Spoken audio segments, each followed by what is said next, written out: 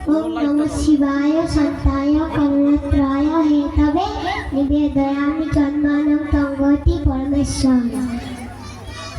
আমার নাম অরিত্র কুমার পাল। আমি একটা কবিতা বলে শোনাচ্ছি। কবিতার নাম নিরক্ষর মা।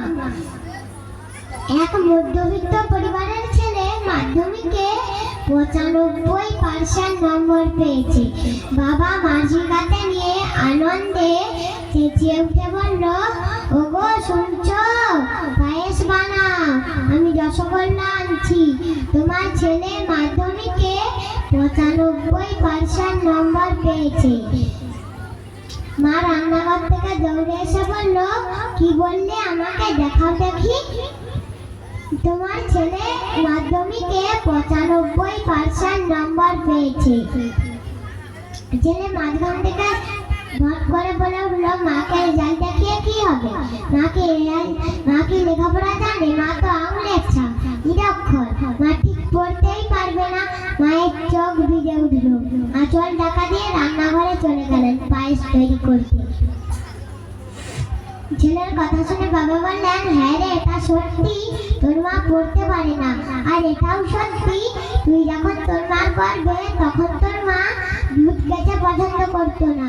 তা সত্ত্বেও 9 মাস প্রতিদিন দুধ খেত তোর মা। তুই যাতে সুস্থ থাকিস।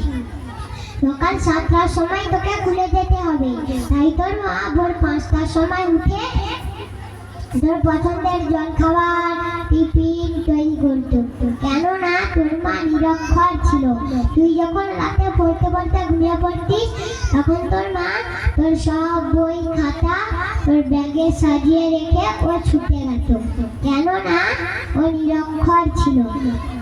তোকে ভালো জামা কাপড় দেওয়ার জন্য আমাকে জোর করতো। আর নিজে দুটো শাড়িতেই বছর পার করে দিত। কেননা ও নিরক্ষর ছিল। তোকে ভালো ভালো খাবার বানিয়ে তোকে আমাকে খাইয়ে নিজে যা হোক কিছু খেয়ে নিত। কেননা ও নিরক্ষর ছিল। এই কাগজের টুকরোটাতে তুই যে নম্বরটা পেয়েছিস তা তোর মায়ের দান জেনে রাখিস। সেদিক থেকে ধরতে গেলে তা তোর মায়ের ডিগ্রি পিএইচডির উপরে। তুই বলছিস তোর মা নিরক্ষর, তোর মা সবচেয়ে বেশি ডিগ্রিধারী শিক্ষক।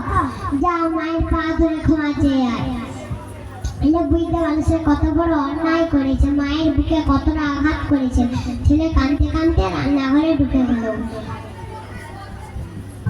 অনেক সন্তানই মা বাবাকে অপমান করে, ছোট ছোট কারণে রাগ দেখায়, অভদ্র ভাষা ব্যবহার করে কথা বলার সময়।